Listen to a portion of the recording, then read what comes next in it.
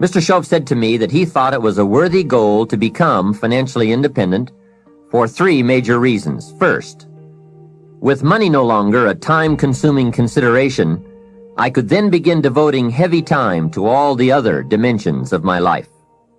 Second, he suggested I become financially independent because it would tremendously increase my ability to help others. Only from positions of strength, including financial strength, can we help someone else. Finally, and most important, he said, I believe it is worthwhile to become financially independent for the sake of developing the person you must become to achieve that goal. What a major secret he taught me. Set a goal to entice you to become the person it takes to achieve it. Reaching the goal is the lesser value. The primary value lies in the person you become by reaching it. You see, it's not the $1 million that's most important.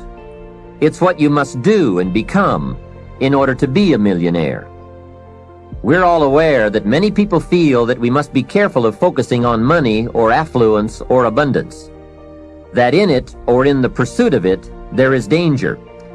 We often hear quoted from the Bible, the love of money is the root of all evil. And I do agree. If you make money your love, and you pursue affluence to the exclusion of or at the expense of other values of life, you have lost, not won. However, let us consider this question. If you could do better, should you? That's not a bad question. In the time allotted to labor, in the time given to economics, care for family, success, achievement, productivity, the creation of value, the development of skills and creativity, if you could do better, should you? I think that one of the greatest satisfactions of living life to the fullest is doing the best you can with whatever you have. Doing less than your best has ways of eroding the psyche. We seem to be creatures of enterprise. Surely it is the reason for the seasons. The soil and the sun and the rain and the seed all say, "What can you do with us?" The seasons say, "Do you have the genius to make something unique of us?" Life says, "Here's the raw material. What splendid things can you produce from all there is?" So, go for high productivity, the full employment of your genius, the full development of your potential in all areas of your life, including earning money. That is the essence of life. Truly sophisticated people know it isn't the amount that counts. It's doing all that you can with all you've got that counts. With that background, let me recommend a book for you to read. The title is The Richest Man in Babylon by George Clason. Perhaps you've already read it. I would suggest that you read it again.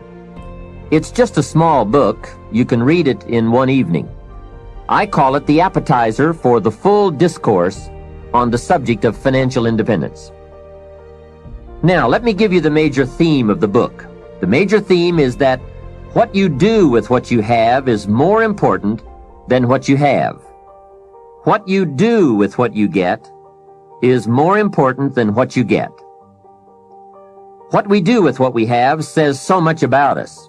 It reveals our philosophy of life, our attitude, what we know, and what we think, and the makeup of our character. It is a reflection of what is going on inside of our head and within our value system and decision-making process. It also reveals our ability to weigh and to perceive. The outer is always a reflection of the inner. It is an indication, a reading, a revealing. It speaks, it tells, it shows. Remember that key phrase I gave you earlier? Everything is symptomatic of something, and it is symptomatic of something right or something wrong. It is a wise policy not to ignore the symptoms, for they can be early signs of a poor choice of philosophy, or a sign that something important is being misread, misunderstood, miscalculated. So of all places, take a look here. What you are doing with your money says something about you. Now, what you're doing may be okay. All I'm suggesting is that you take a look. Let me give you some of the details of a good financial plan as suggested by Clason's book. First, a very broad but important statement. Learn to live on 70% of your net income. Net meaning the money you have left after paying your taxes. And before we go any further, let us consider that most important part of our personal, social, and economic life. We must all in our lifetime, whether we are young or old, understand the necessity and the practice of paying taxes. We have to teach our children as soon as they have any money at all from any source that if they spend it for anything, they immediately become what we call a consumer. And all consumers of goods and services, no matter how young, have to pay taxes. In California, where I live, if a child is only 10 years old and goes to the store to buy something that costs $1, the proprietor asks him for an extra 6 cents. The child may look at the price tag and say to the proprietor, "But it says $1. What's the 6 cents for?" And what a great time to teach the necessity for everybody to pay taxes, even at age 10. So a full explanation is due. If you're going to take 6 cents off a kid, you've got to tell him where it goes. After all, it is his 6 cents. He could well ask the proprietor, "Do you keep it?" The proprietor, of course, would explain that it's for taxes, that he doesn't get to keep it, that he merely collects it. The next obvious questions are, who gets it? And what is it used for? And with these very intelligent questions come some very important answers. To the child we explain, since we all have decided to live together, we call ourselves a society. And for that society to function, there are some things we cannot individually do for ourselves. We cannot each build a piece of the street. The machinery would be too expensive, and it would take too long to learn how to use it and then to do it. So we have a government, and government is people we have put to work doing those things for us as a community that we cannot do for ourselves. The streets, the sidewalks, the police, all of this must be paid for. So we have agreed to take some of the money when all of us buy something and give it to the government so that it can do things for us. This is such an important subject. Kids have to learn it. We all have to learn it. We then move up to federal taxes and all that those tax dollars are meant to do. Here's a pretty good way to explain federal taxes. I call paying taxes the care and feeding of the goose that lays the golden eggs.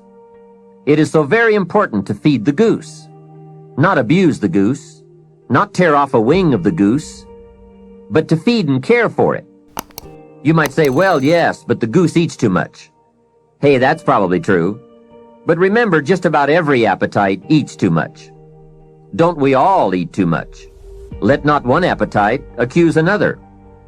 If you step on the scales and you're 10 pounds heavy, you've got to say, yes, me and the government are about 10 pounds heavy. Looks like we both eat too much. Remember, every appetite must be disciplined. Yours, mine, and the government's. We could all use a diet. Mr. Schoaf did give me a very great service when he taught me how to be a happy taxpayer.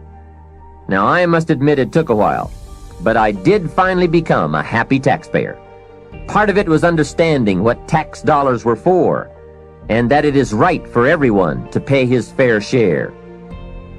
I finally decided I didn't mind picking up my share of the tab for the radar. It's so necessary for our safety as a country to keep the international bullies away. Some people say, why bother with all that expensive equipment? After all, they won't come over here. Obviously, they haven't read their history books. Someone else says, I'm not picking up any part of the radar. Well, then I would suggest you go where they don't have any radar. If you are going to enjoy the benefits, then you have to pay your share. Jesus, the master teacher, gave some very clear advice one day when he said, pay Caesar first. Caesar meaning the government and taxes. Hey, that's pretty clear. Pay Caesar first. And for some unique reason, he didn't see fit to criticize Caesar. He just said, pay. I don't think we need a prophet to explain that one to us. Now, don't pay more than you should. Take advantage of the advantages and the incentives. But then when you get to the bottom line, Whatever that is, pay it.